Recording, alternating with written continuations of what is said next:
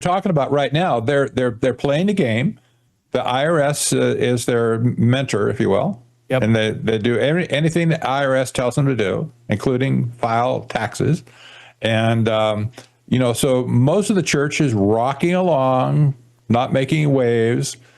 Then somebody like you comes along and throws a stone to the whole thing and said, you know what, you're doing this all wrong. You should not control the churches at all.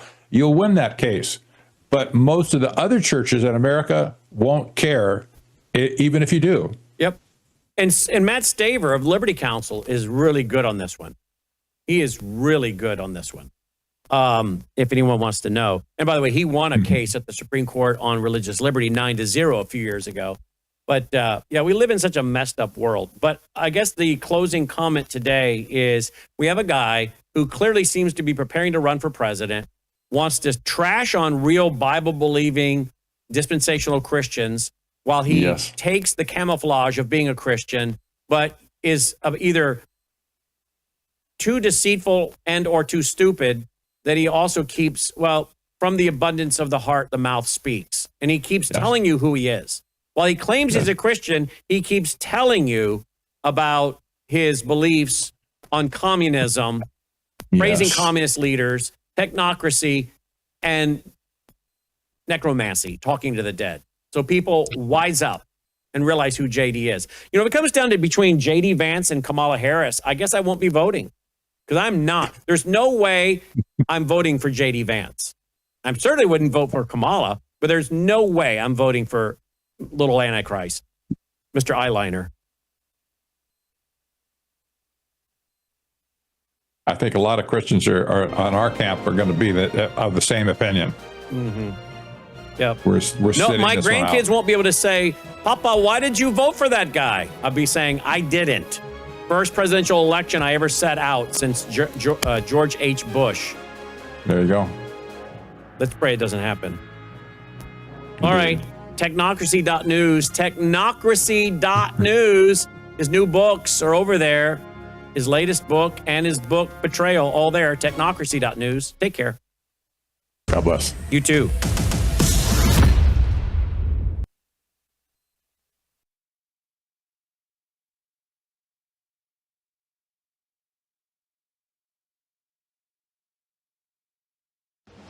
Colonel Rob Maness has a lifelong record of providing dedicated service to this nation. Having worked his way up from the enlisted ranks to full colonel, he served our country for more than 32 years.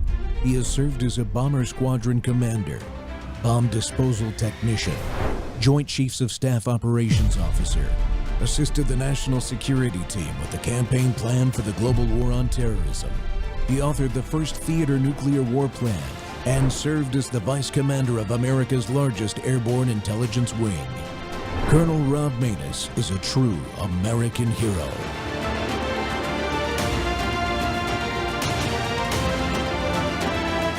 This is Rob Maness Live. National security question as well. Senator, are Taiwan and the South China Sea national security issues for the United States? If so, why? I'm sorry, could you repeat the question? Are Taiwan and the South China Sea national security issues for the United States, and if so, why or how? I'm just going to be honest here. I'm not on national security. I'm not that informed on national security, but I do support the military. My brother was in the Air Force for 33 years, so I will do everything I can to support the military. My dad was in the Army. I'm not a polished politician up here. National security is not my thing, not my area of expertise, but I do support the military. Congressman, I'll give you a chance to respond, and I'm sure he recognizes that... Taiwan's a definite ally, and we have a trading relationship with them that is beneficial to the United States, chips being one of them, and others. So what the president is doing right is he's enabling Taiwan to defend themselves against China. But it's peace through strength that he's showing with Iran that China, Russia, others are looking at it so that they don't want to deal with America, and that's why they haven't attacked Taiwan. If they had some weak Democrat in office like Biden or another Obama, yeah, they'd take it over. But we can't let that happen. We got to take a peace through strength is working. Welcome back to the Rob Maness Show. We're live on World YouTube and our X Spaces simulcast. Well, national security competence, folks, is not optional. It's not optional for a lot of us, but especially for the people that we send to Washington, D.C. You just saw the clip. National security knowledge is kind of important for a United States senator. It's not a nice to have thing. It's not a talking point. It's a requirement. Look at the world right now. Iran is still the chief sponsor of terror, not to mention racing towards a nuclear capability and threatening our forces and allies. That's why we're there in the first place. China is continuing to build the largest navy on earth and probing every weak point in the Pacific. The Ukraine issue remains a meat grinder that drains American resources while the strategic picture keeps shifting. In that environment, the last thing this country can afford is senators who treat foreign policy like it's a press release or a focus group. We need leaders who understand deterrence, leaders who know the difference between strength and bluster, and who have actually carried the weight of national defense decisions, not just talked about them. Peace through strength only works when the people in charge actually know what strength looks like and how to maintain it. That's why today's conversation really matters, folks. Joining me again is Chad Caton. He's a retired firefighter, former U.S. Navy Seabee, South Carolina native, and Republican activist who doesn't mince words about the competence gap we're seeing. If he did, I wouldn't have him on the show. Chad, welcome back to the Rob Maness Show. It sounds like there's an election coming up tomorrow in South Carolina. Yes, sir. Thank you for inviting me so I could talk about my state's dumpster fire we're currently dealing with right now. Yeah. Well, hey, you've got a national security background, Chad. From your perspective, I just laid out why I think it's important.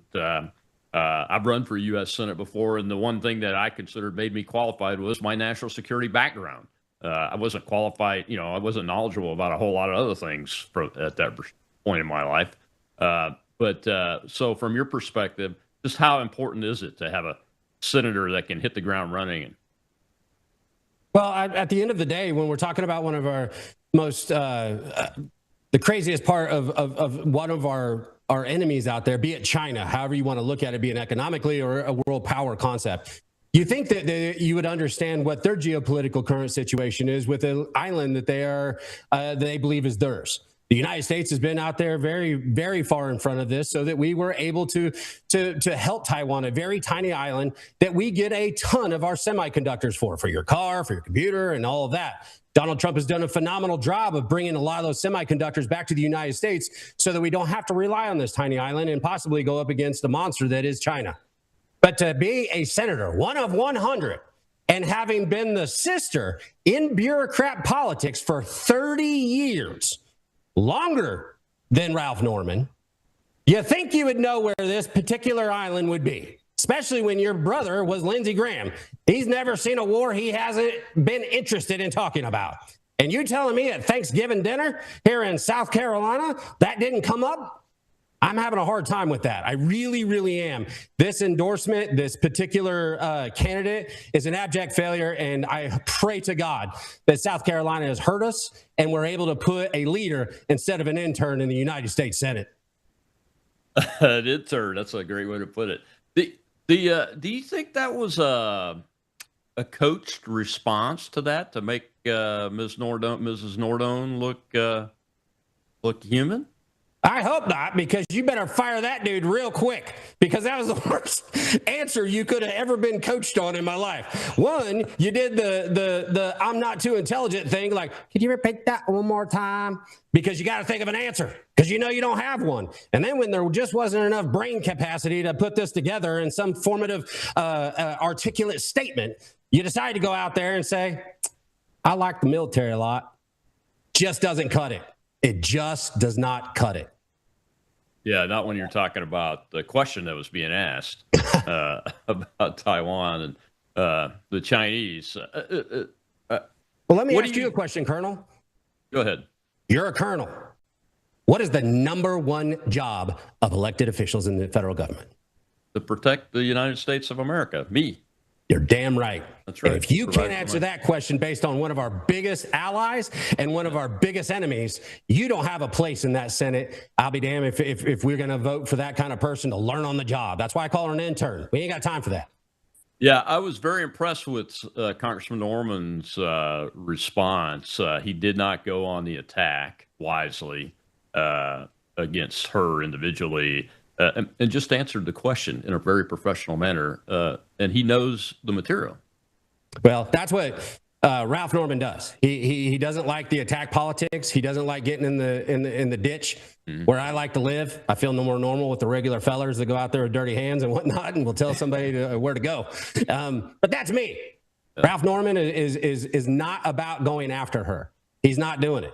And he's standing behind his record as having the highest percentage of elected officials voting with Donald Trump at 97%. Tim Scott can't even say that. Lindsey Graham definitely can't say that. So this entire campaign against Ralph is an utter farce, and it's really, really, really playing out here in South Carolina. South Carolina people can tell when somebody's full of it or not. Yeah, I mean, especially considering the man that she's wanting to replace, her brother, Senator Graham, who whether I like him or not, his policies, from that perspective, he was a very highly knowledgeable person. He was an Air Force JAG colonel for 30 plus years, as Mrs. Nordone said. That was the National Guard, though, right? I think it was a Guard of Reserves, but he did volunteer to go spend some time in Afghanistan. I'm not saying that's a bad thing. I just think it's an important situation where you had to move your family for 20 years and somebody that shows up 1 week in a month and 2 weeks out of the year. It is, but he volunteered to go in uniform to Afghanistan in a combat zone, which not everybody is willing to do that has the uniform and is serving in Congress or some other high position. But that's not my point. My point is he was knowledgeable. Sure. Whether we like the policies he supported or not doesn't matter. He was knowledgeable, and he understood what it means to defend the country, which is the number one job of every elected official, as you pointed out, and everything. So when you're talking about the state of South Carolina from a national security perspective, just how deep and broad is South Carolina's connection to the national security space where that senator has to be knowledgeable? Well, we have the military bases. We have the Army base of all Army bases in North Carolina right here by us. We have Fort Jackson. We have Parris Island, where Marines are trained to be Marines and they earn their Eagle, Globe, and Anchor. I live in Myrtle Beach, South Carolina, where Air Force Base that you once been to is now our international airport. The amount of veterans in El Reed County, South Carolina is off the charts. And for her to not even have and she even claims that she's keeping the same staff, which is probably the thing that scares me the most. But she's keeping the same staff of Lindsey Graham and touts how they were always there for our vast amount of veterans and active duty military here in South Carolina.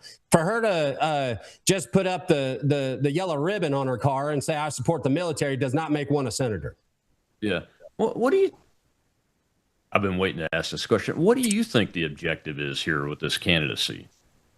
Well, it depends on what context you ask that question. Are you talking about the endorsement of Donald Trump or why she's running? Well, why do you think she's running? What's the objective? I think the manipulative staff that Lindsey Graham is famous for, the power structure that is held through Lindsey Graham's office and the amount of donors that are wrapped around Lindsey Graham and have since Strom Thurmond. Remember, that seat has only had two people since 1954. And it is the center power base of South Carolina in every bit of its politics. Our governor ain't in charge. Lindsey Graham's office was. And that's where every one of our feckless elected officials, like a Tim Scott that voted in an 87 percentile with Donald Trump, you're out there standing on stage with him, but you voted 87%. I thought you were supposed to be about his administration. He's not. And in South Carolina, the people are red, red, red. But we have the most liberal Republican supermajority in the nation. Riddle me that one. Yeah, how is that possible? It's because the Dixie Democrats who love their guns and all that, they realized that the Republican Party was taken over in South Carolina after a little phone booth GOP was formed in I believe it was a little town here north of here, and the GOP grew. When that happened, they realized they could no longer vote. They redistricted a bunch of times. My senator here, Luke Rankin, who, by the way, is the one that chooses every judge in South Carolina, because we're one of 2 states that does that stupidity, is a former Democrat and actually wrote a letter to his entire constituency saying, I got to become a Republican because of this redistricting. I can't run as a Democrat any longer. We have Greg Embry in North Myrtle Beach, hardcore Democrat. The Speaker of the House, I'm going to say it again, the Speaker of the House, Merle Smith, has a 35% conservative voting record. The Speaker of the supermajority votes at 35% as a Republican. It's a farce. And unfortunately, here in South Carolina, you market yourself well and you do enough fish fries, people keep voting for you. Yeah. So Mrs. Nordone, what kind of support does she have from the Republican base that you can tell? When you're talking about the Republican base, are you talking about the people or the GOP establishment machine? The machine. Let's start there. The machine is all in. They love it when Donald Trump comes to South Carolina and they get all their donors to come around him and pat him on the back, just waiting for the opportunity for him to leave in 2028. It has been a complete, for instance, when we had a GOP chairman race, we had we actually put on a debate. He didn't want to debate. So he went and did pints with beers with the DNC chair of South Carolina, who ended up running against Lindsey. And they had themselves a beer and pint episode instead of coming to the debate, because the establishment here has their finger and talons into everything. And you can't run for office here and get much money unless you get your money from out of state. But the ironic part is that seems to be changing, because every bit of Darlene's money is coming from out of state. Yeah, I had to take a break real quick. But my opening question in the next round is James Clyburn. I want to know what his thoughts on this race are and see where that's going. We'll be right back with Chad Caton from South Carolina. We're talking national security, the war, and the war within, really, in the United States. We'll be right back.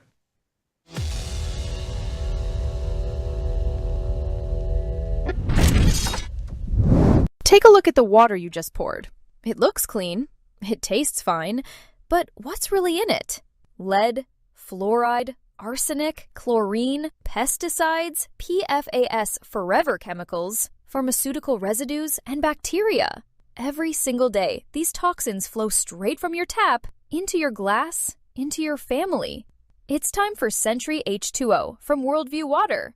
Sentry H2O is the ultimate water treatment technology, designed to remove harmful toxins, balance your water's pH, and enrich it with essential minerals like calcium and magnesium, the way nature intended. From commercial-scale systems to whole-house filtration to crisp, delicious drinking water right at your kitchen sink and shower, Sentry H2O delivers cleaner, healthier water everywhere you need it. No plumber, no tools, no plumbing knowledge required. Perfect for homes, apartments, rentals, RVs, refrigerators, and more. Because everyone deserves access to clean, healthy water. Visit worldviewwater.net. That's worldviewwater.net. Well, I asked for the president's endorsement, didn't get it. But anybody would want the endorsement, but he chose who he did, and that's fine. South Carolina's going to decide the next senator. I don't know where she stands on a lot of issues. I think that's where we'll find out, where she stand on pro-life. Where does she stand on the death penalty? Where will she stand on spending? So we'll get into the debate, which I welcome the debate. My record is an open book. You know what I've done.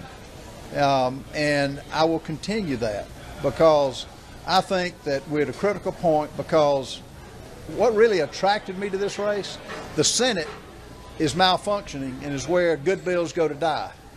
And I will play a role in passing particularly the SAVE Act, which is verification that you are an American citizen before you vote.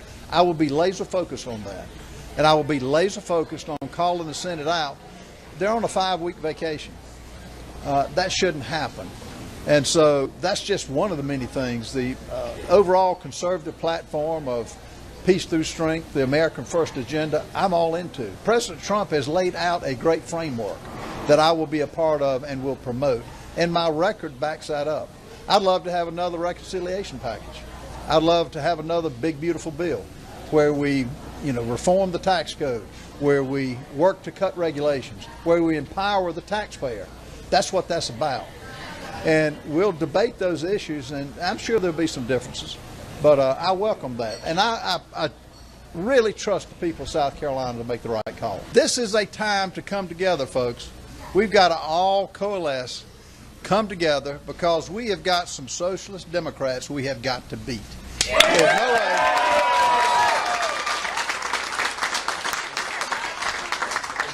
The Democrat Party is not the party of the 60s and 70s and even 80s. This is a party that is intent on taking over this country. This is a party that's intent on taking over, having government take over everything. And folks, it's time for all of us to come together. I look forward to the next 2 weeks. I love campaigning. We're going to hit every part of the state and take our message. And, this is all about faith, family, and freedom. We're talking about national security knowledge levels of the wars that are going on, the threats that we face, like China, and the priorities of the Trump 47 administration and their new national defense strategy of 2026. And that was Ralph Norman, who is one of two candidates in a runoff for U.S. Senate, along with Mrs. Nordone, a.k.a. Lindsey Graham's sister. And I think that election happens tomorrow. My guest today is South Carolina native, and I think Republican political expert, not to mention a national security man himself, Chad Caton. And Chad, Ralph Norman, I don't know Mr. Norman personally, but I've followed his voting record in the House and those kind of things. I mean, he's pretty high scoring on all the conservative benchmarks and everything. But you really got to love a guy that can say, yeah, it'd be great if I had the president's endorsement. I'd want it too. But we really just need to move on and let the people of South Carolina make this decision.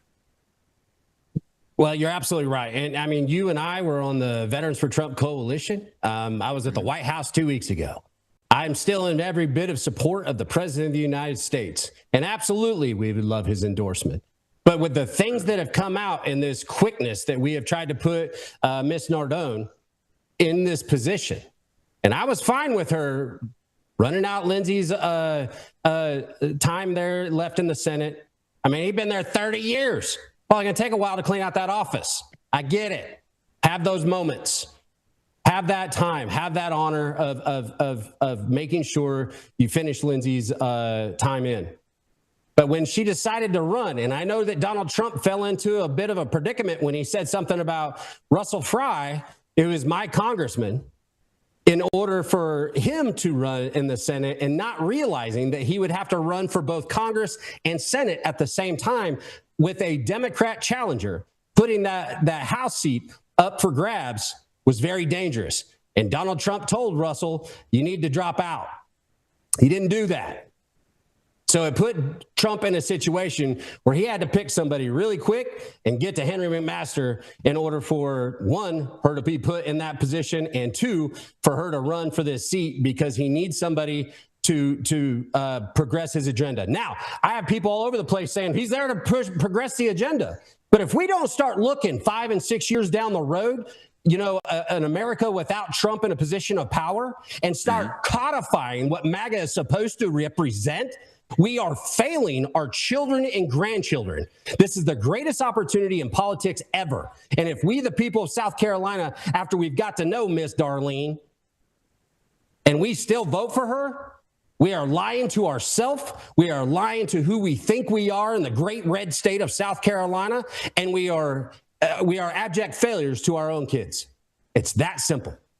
It is pretty simple, and I'm glad you said that about the president, because, I mean, we both are huge supporters of the president and his policies. And, and you pointing out that if we don't codify these policies in legislation, then they evaporate, just like what happened at the end of his last term.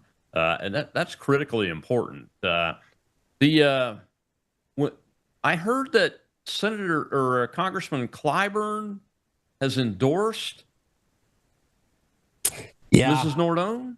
Sure have. We also have a state representative that just put out on her Facebook that telling all the Democrat folks that if you did not vote in the Democrat primary, make sure you vote in this primary here, the Republican one, because we have open primaries, because that's what our feckless state house at, the most liberal conservative supermajority in the nation. That's the way they do it so that they can keep them folks happy. And that's what they're doing right now if you watch on Tuesday, you're going to see every county that is Jim Clyburn is going to be for Miss Nardone. He gave what we call in the biz, if you will, a soft endorsement. And I have it here in front of me. In regards to Clyburn's statement in the appointment, Congressman Clyburn congratulated Graham Nardone for finishing the remainder of the 119th Congress term. He acknowledged that the movement came in the shadow of her brother's passing and expressed his hope that they would continue to work together. In the swearing in, Clyburn highlighted the historical nature of her appointment. As a South Carolina State University graduate, she became the first woman and first historically Black university graduate to represent South Carolina in the United States Senate. He noted that the milestone serves as an inspiration to future generations.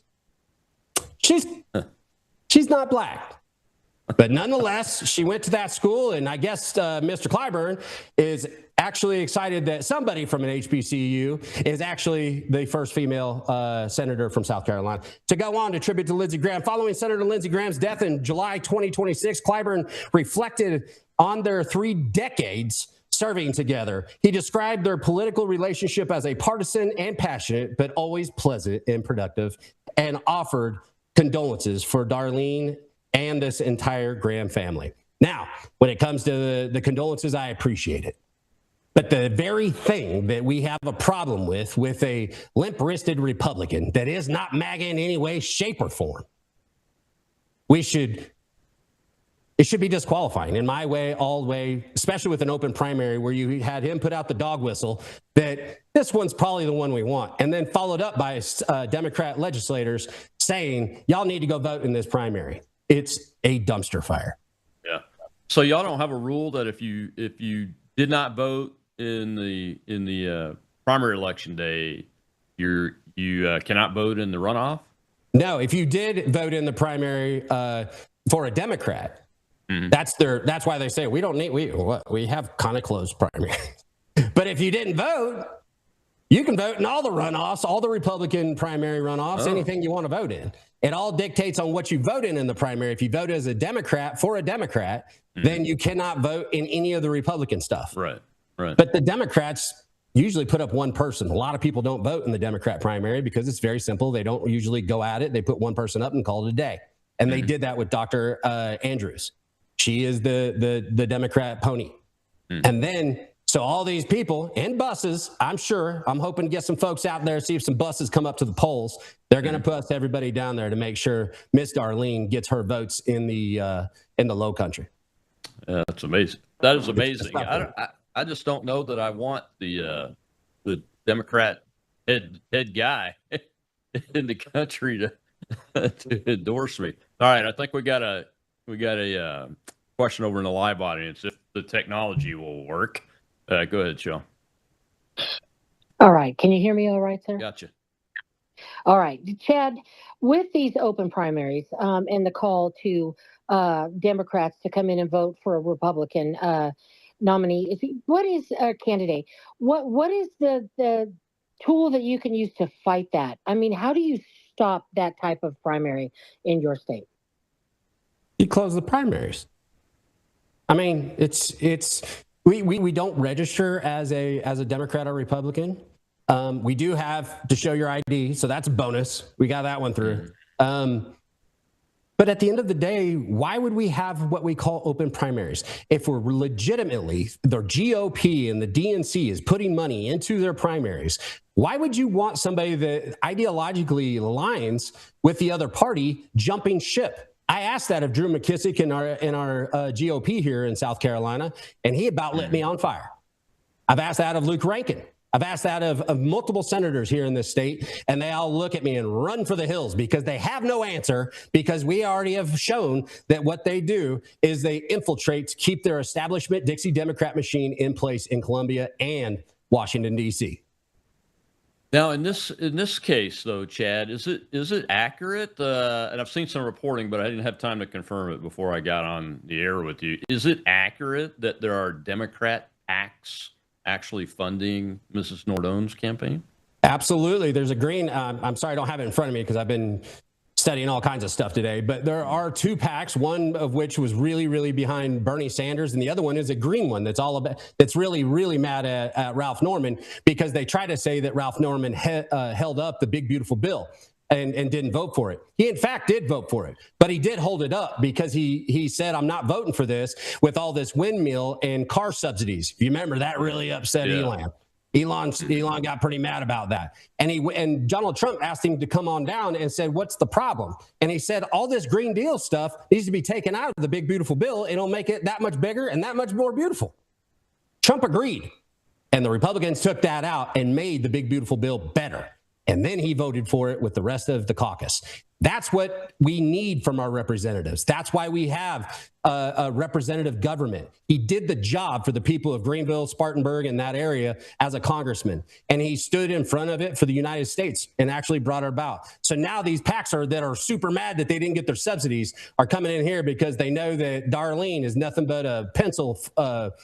She's gonna whip it pretty easily for him because that's what her staff will do, what Lindsay's staff has done, and she don't have the foggiest of what's green and blue. Yeah, that's the difference. You know, I mean, you and I we think a lot alike. I think, and on this, we're pretty alike. And that is what Norman did in that big beautiful bill situation was wield power on behalf of South Carolina and Americans first. Instead of wielding their power on behalf of the PAC or special interests, anything but the American people first. Do I have that right? You absolutely have it right. And here's the thing is that we get caught up in the celebrity that is Washington. I tell people all the time, you can tell me Nancy Pelosi's bra size, but can you tell me your legislator and your senator and your sheriff? Probably not. And that's probably where you need to start. And this is where we know Ralph Norman. We know what he's about. The data shows it. He is the top voting conservative in the state of South Carolina. CPAC gave him a 100% conservative rating. And it's just not a question when you've had somebody that her only go-to is that she's not a career politician, when in fact she has spent 30 years as a government bureaucrat. Yeah, that's my first question for the next segment, Chad. I'll stay away from I was curious about that because I've seen some things and I'm wondering exactly what kind of government employee is she. We'll be right back with Chad Caton.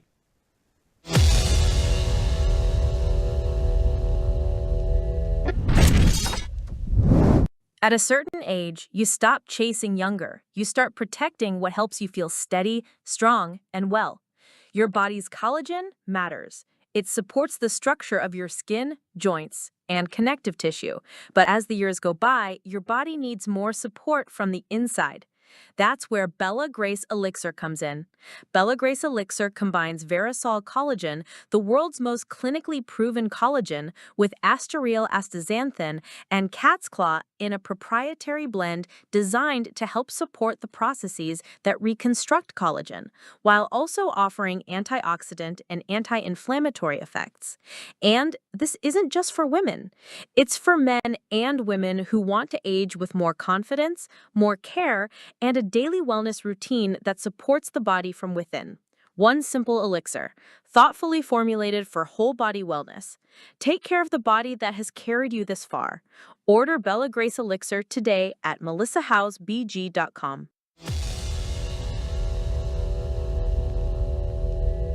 In your opinion, can the war with Iran end if Iran maintains some degree of a nuclear program and retains some control over the Strait of Hormuz? You have 60 seconds. Well, first of all, Iran's been at war with America for 44 years. It's killed our servicemen for that number of years. The president's done the right thing to take them out of commission where they can make a nuclear weapon. Biden paid bribe money to the tune of Obama paid bribe money to the tune of billions. Biden was basically numb to it and let it go. The president did the right thing to take them out by the air. Now, I trust his generals, Raising King, Jack Keane, and others are giving him good advice. He's destroyed most of their ability to what they're doing. They've got a group of madmen that are the last remnant of making Iran what they want to do, which is destroy America. And he stopped that. But we need to take them all out. Boots on the ground, I don't think America is willing to go now. But I think he's done a tremendous job to destroy him, and he'll continue to. And I think at the end of the day, he would totally destroy him. Welcome back to the Rob Maness Show. We're live on World YouTube and our X Spaces simulcast. My guest today is South Carolina native and Republican political activist and expert in state politics there, and former U.S. Navy Seabee retired firefighter Chad Caton. And Chad, I looked for a clip of Mr. Norman's opponent talking at the same level about the Iran war, and I couldn't find one. So I just played that one to give people a sense of where at least one of these people is. It's in the race. Election is tomorrow. Election day is tomorrow in this runoff for U.S. Senate on the Republican side here in your state there.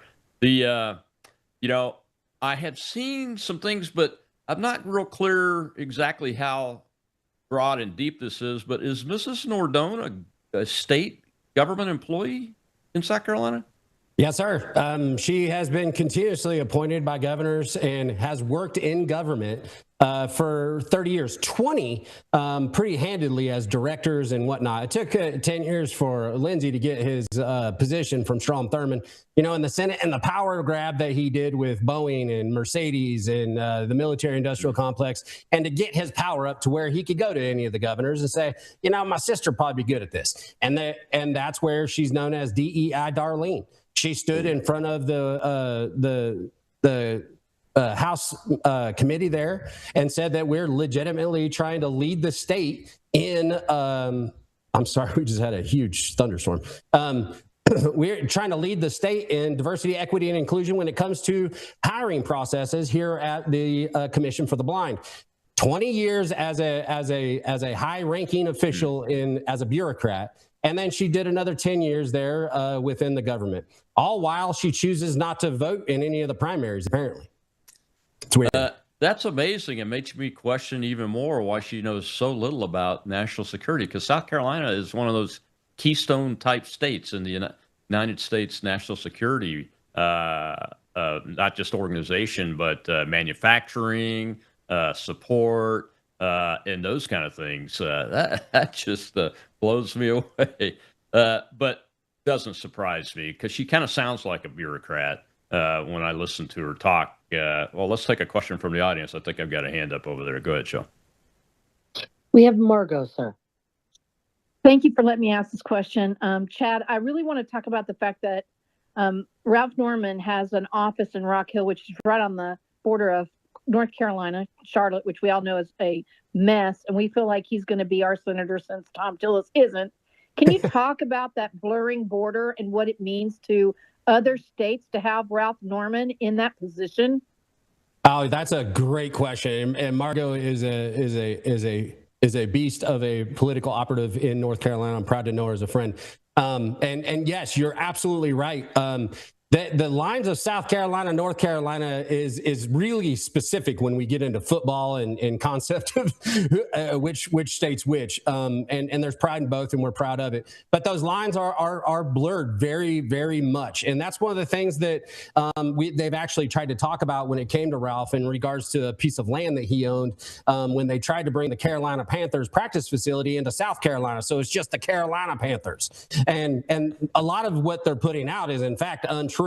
But nonetheless, having a U.S. senator in South Carolina that is as close to the border as he is, understanding the machine that is the bank industry of Charlotte and what happens in North Carolina, you're absolutely right. He is definitely going to be your senator because he's going to be a U.S. senator, not just a district guy. And Ralph understands what's necessary under the guise of what we have with the president of the United States. And that's how he's voted at 97 percentile with the president and this movement that we call MAGA and America First. So you're absolutely right. And he's going to have a real knowledge of what's going on there. And I think he's going to be a help for North Carolina, no matter what senator's there, because you're going to have somebody like Ralph that will advocate for what is necessary for Charlotte to be better. Yeah, I think I agree with that. The new national defense strategy prioritizes Western hemispheric defense with an eye towards deterring China. But Western hemispheric defense includes border security, getting this illegal alien immigration policy totally under control, mass deportations. Where are the two candidates' knowledge levels on that, from what you can tell? Well, all Darlene can say is whatever Trump tells her, and which is fine. I mean, that's what she's there for. But nonetheless, she's like, we've got to get rid of the immigrants or the illegals. And that's the one thing that people try to use against Ralph Norman, who has been given an A+ rating by those watchdog groups in regards to deporting illegals. He said in the debate that he wants to deport every illegal, and that he also believes that we should fix the immigration to expedite people that are here legally in order to become citizens. The people that have been working, the people that have been paying taxes, the people who have not gotten in trouble, that are here legally in this country. He said that we should expedite that, but it's been prostituted by the bullies over there at the establishment machine to say that Ralph Norman in some way or another is for amnesty. He's made that abundantly clear, and it's pretty sad, and it just shows how desperate this particular group is to put her in this position so that she can maintain this centralized power of South Carolina. Yeah, I mean, we all voted for mass deportations, and some of these rhinos are trying to change that to, well, we just voted for getting rid of the dangerous, violent criminals that are here illegally.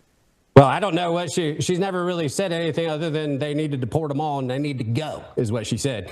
And that's fine. But she also says she has no part of DEI. And there's an entire video of her testifying in front of the House committee saying that she's trying to lead the state in DEI at the Blind Commission.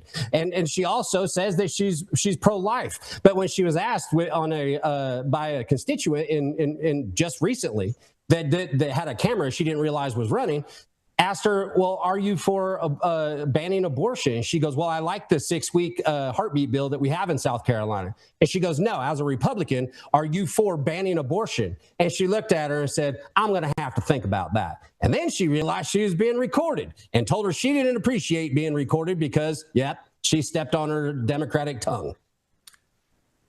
Gonna have to think about that. There's nothing to think about. No, there's nothing to think about. The right to life is absolute, and the little babies that are not born yet are the ones that need the most help in protecting it. And she legitimately stated she's okay with babies being aborted up until their heartbeat, when it's been vastly proven that conception or a baby is formed at conception. And even as somebody that touts her religious views, but yet is liberal in her thought process, it's disgusting. And that's why I'm so fired up about this, because we have shown every one of our bedrock stances as a conservative and a Republican. She has outwardly said in one way or another, or in the past, that she doesn't agree with any of us red South Carolinians. What's wrong with a red South Carolinian? We love them, but she ain't one of them. Yeah. That's the problem.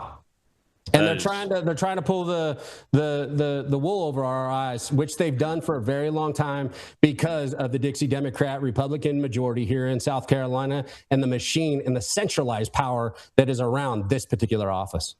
Yeah, absolutely. Well, we've got another question in the audience. Let's go ahead and take that before we get to this last break. Go ahead, Joe. We have Marlon, sir. Chad, thanks for coming in and talking about that. Chad, after this all blows over tomorrow, there's other races that really we can make a dent in the Senate. Here in New Jersey, Justin Murphy is going against Cory Booker. Now, he's one of the clowns that your interview, Colonel, you talked about where these bills die in the Senate. These are the type of people that kill the bill. So for this younger kid, this young Republican that's actually the nominee in New Jersey, Chad, has zero backing from the GOP. He's there by himself. So when this all blows over, Chad, I would love to be able to introduce these people. And you're right, most of the funding comes out of state. So there's a lot of work to do after that primary, Chad. So it's great to hear you're on. Well, I appreciate you saying that, because at the end of the day, Marlon, you proved me and the Colonel's point that we say probably for the last 10 years. At the end of the day, your GOP is the secret sauce. If you take over your GOP with people that are in your likeness and belief system, then you will start to see elected officials that represent you. Until we continue to ignore the mediocrity that is our GOP locally, we will continue to be circumventing and trying to get somebody in every once in a while. The secret sauce is taking over those GOPs and taking over that GOP in New Jersey and around the country. It is a systemic problem with this establishment cabal, and the people need to do it. That's why it says we the people at the top of the Constitution and not them and their people. Yeah, exactly right, Marlon and Chad. Thank you very much for that. Look, folks, you hear Mr. Caton say this over and over again to the question of, well, what can we do? We've tried everything. Well, no, actually, you haven't. When you're looking at under 10% voter turnout in primary elections, I don't know what it's like in South Carolina, but it's been consistent in primaries here in southern Mississippi. Under 10% for the last 3 cycles. Even with Donald Trump on the ballot, it was pretty low in the primaries, and if folks don't show up at the primaries and don't show up and join the local GOP and work to that effect and recruit others, it's just hard to get those wheels out of the bud. No, you're absolutely right, Colonel. And it's a systemic problem. And I don't want to be famous in any way, shape, or form, but I wish I had a bigger voice so the American people would recognize that we keep looking past the fix because we're waiting for a shiny knight on a white horse. They cannot do it in a representative government if we, the people, don't do our job. Yeah, absolutely right. That's why I wrote this book that's behind me on the shelf, What You Can Do About It, because the cavalry is not coming. The cavalry is you, folks. The cavalry is you. We got to take another break, Chad, when we come back. We'll hear from Jim DeMint, who is another senator from South Carolina, I believe. We'll be right back.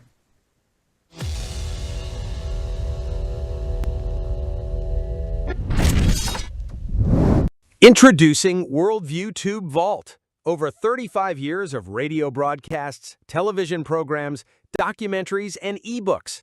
Plus, Worldviewpedia, our powerful search engine for instant worldview and Bible research. Join for as little as $7.99 a month. And now, Vault members get something brand new, courses. Our very first course is here, the Book of Revelation with Brannon House. 53 in-depth lessons, complete with overview quizzes, walking you verse by verse through one of the most important books in Scripture. Getting started is simple. Go to worldviewtube.com/vault and join today. Already a member? Visit worldviewtube.com, click the person icon in the top right, and log in. Then hover over Vault in the menu and select Courses. That's it. You're in. Join WorldviewTube Vault today at worldviewtube.com/vault. So Ralph Norman is the strongest conservative we've had running for the Senate in a long time. So as someone who served as a conservative in the Senate, we need his reinforcements there. So actually, as you can see, I voted today and early voting. And I'm confident that Ralph is going to do well. The last polls we saw were before the debate, and he had the double-digit lead.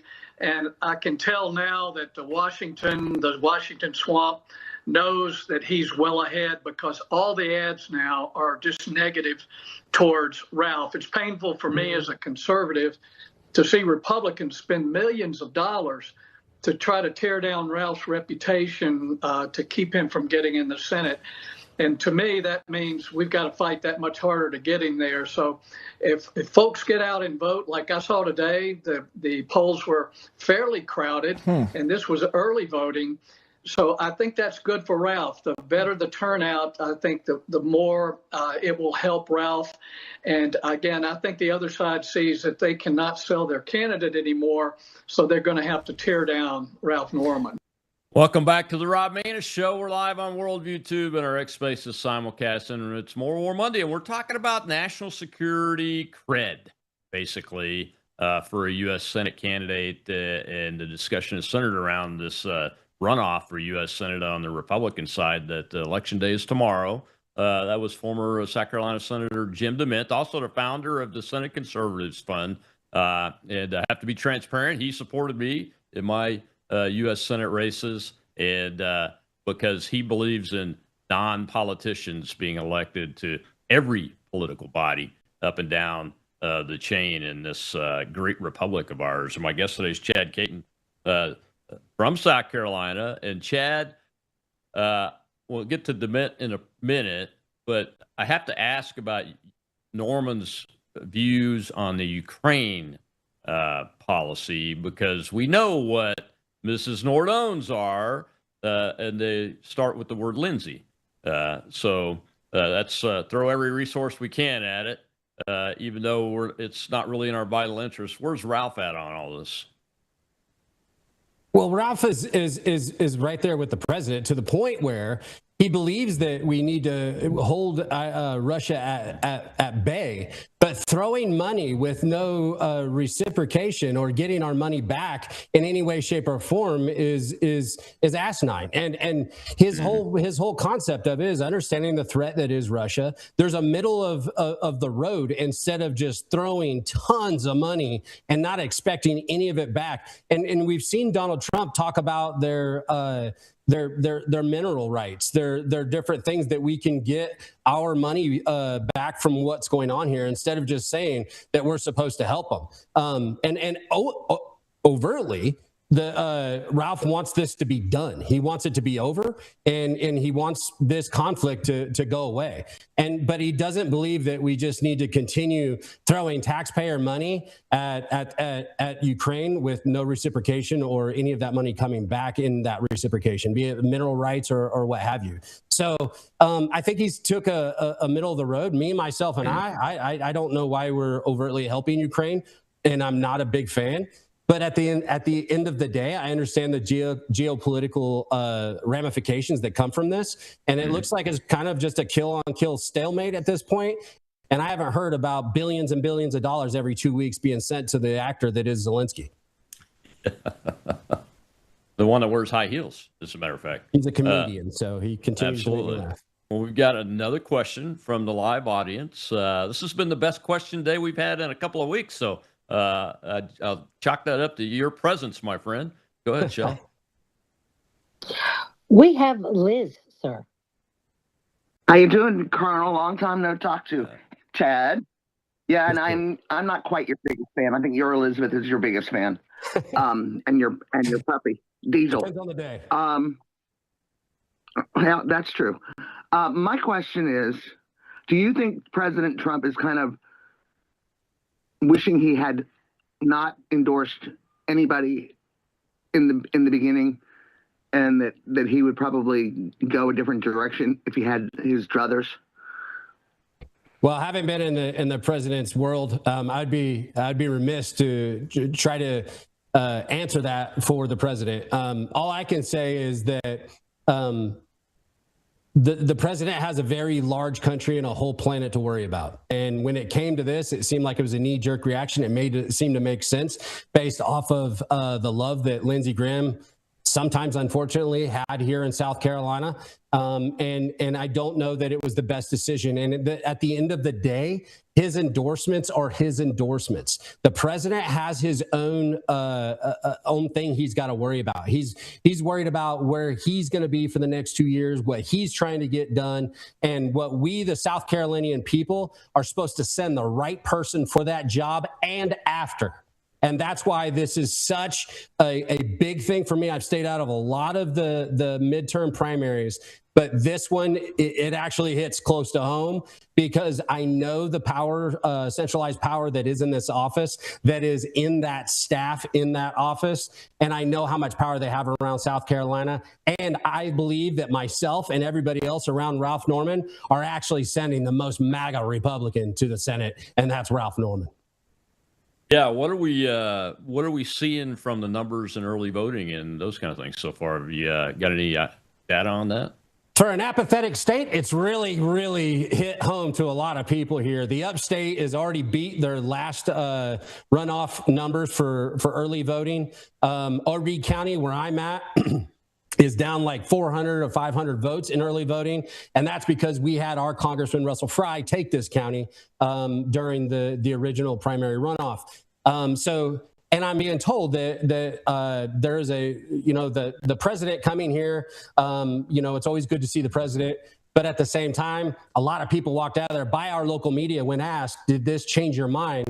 And most of them said, no, I'm still voting for Ralph Norman. I'm not all in on Darlene, but I am all in for the president of the United States, as you and I are. So we're seeing, and then in Charleston, probably the weirdest thing that happened that really has to lean the needle towards Ralph is Charleston, South Carolina. Their GOP, which is usually very establishment, I did a straw poll with their GOP, which is very powerful, and Ralph won that by 67%. So that was a big what in the world's happening right now, because for Charleston to go that way, which makes sense because yes, Darlene took it, but Mark Sanford was right there, and Mark Sanford's very popular, and Mark Sanford does not do endorsements, but he felt for the need of the country, he needed to endorse Ralph Norman. So there's a lot of momentum going on right now behind Darlene, and early voting is showing that just like you heard from Senator DeMitt, it looks like it's moving towards Ralph. But this is still, with the endorsement from Trump, is Darlene's race to lose. Yeah, I mean, the president's endorsement is very, very powerful. He knows that. Everybody knows that now. But it doesn't always carry the day. It even didn't today. for our governor, Pam Yvette. When she went to the runoff, Trump decided to endorse both. And she got pounded. Yeah, I mean, occasionally, his first term, I think he was about 50-50 his first term with the wins and losses on his endorsement. But he's up there in the high 80s, low 90s now, so it's very rare. But this is a tough one, and this video with her response about, I'm sorry, but I don't really know that much about national security.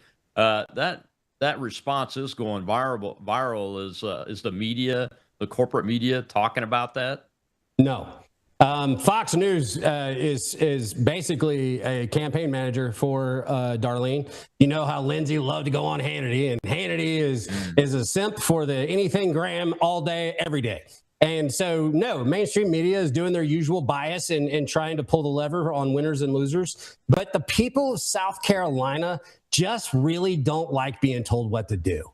They just don't, especially in the upstate. Where I live, heck, 60% of the people here, 85 people move here from up north every day to the beautiful city of Myrtle Beach. And we're the fastest growing real estate market in the country, which also goes to why we need to put somebody like a Ralph Norman in there for at least a one time or two times. And then we can have somebody like you and my friend, Adam Morgan, go into the Senate and do some work. We have an opportunity to make South Carolina MAGA, no matter what Democrats are moving into the state, just like you see in Texas from California. So we have to get this right. And Darlene is probably going to be, if she is to win, she'll probably be there for 20 years. Yeah, more than likely for 20 years, and her brother's staff, more importantly. It's oh man, just remember, folks, Sean Hannity endorsed Bill Cassidy. Y'all remember Bill Cassidy from Louisiana? I ran against him, and he had a clear choice between me and him, and he endorsed Bill Cassidy. And the people of Louisiana finally got rid of that Jose here a couple of months ago. But he did a lot of damage. He did a lot of damage. You think about that, folks. Look, I can't endorse anybody, or I'm not even back in the campaign. I just think this is an important story at this point. And the story needs to be told because it depends on the future of America, Chad. We haven't talked about veterans policy yet. I wanted to save the last few minutes of that. Look, the president is, in his first term, passed the Mission Act. The community care piece to that was phenomenal. The Biden people messed it up again. There's a big bill out there called the Take Care of America's Veterans Act. Bills like the Richard Starr Act that take care of our combat wounded that are getting taxed literally on their retirements and those kind of things, and fix the community care issues. Where are these two candidates on those policies? Do you know? Well, I'll tell you this, Lindsey Graham's staff does a really good job with military support. I will say that. That's probably their biggest benefit. I have sent multiple veterans in my advocacy to Senator Graham's office, and he has a pretty good team for that. When it came to money, though, in the VA, Lindsey was not as quick, but he sure made it look that way because his comms team was phenomenal. And that's where you've seen Ms. Nardone has come out and said that she's for the military. But military, firefighters, cops, we're kind of sick of people standing on soapboxes and tell us how much they love us, but we still go to the VA and they're legitimately killing us with our own medication. Thank God Donald Trump listened to the Ibogaine argument instead of giving us RSSI drugs that a side effect is veteran suicide. We are actually making a major headway there. And I myself, and I know Ralph it has an appreciation for the military. There's a whole bunch of negative ads out there when, again, he didn't vote for particular veteran benefits because he wants the bill better because of the pork situation in there. And that's what you get when you have somebody that is a conservative-minded person that thinks that they need to stand in the breach of something. Yes, you're getting what could be a benefit, but the stuff that's stuffed into this bill is a hindrance in the long run. And so I've given them both a same on that one with Nardone, just based off of Lindsey. If I could ever give Lindsey a benefit of anything, it was just that. He did care about the military, and his staff was very good at trying to help military. Absolutely. Well, my friend, thank you very much for coming on here. I know it's a busy time for you guys in South Carolina. Election day is tomorrow, folks. If you don't show up, you get what you don't vote for. And appreciate you coming on, Chad. My pleasure, Colonel, as always. Hoorah. All right. Hoorah. All right, folks. Tomorrow's Training Tuesday. We will be talking about the Take Care of America's Veterans Act and the Major Richard Starr Act, because his brother, David Starr, who's also an Army veteran and former First Sergeant, is here to talk about that, along with combat wounded veteran from right here in Mississippi, William Brooks. They'll be my guest. I'll see you then.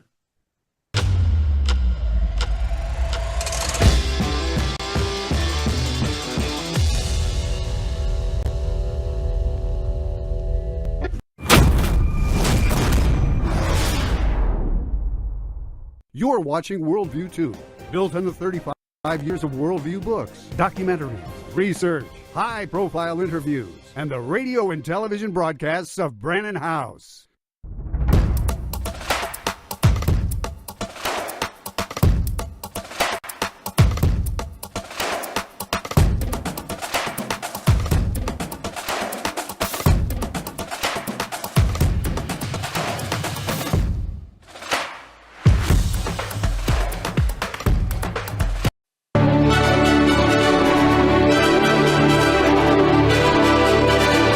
This is Brannon House Live.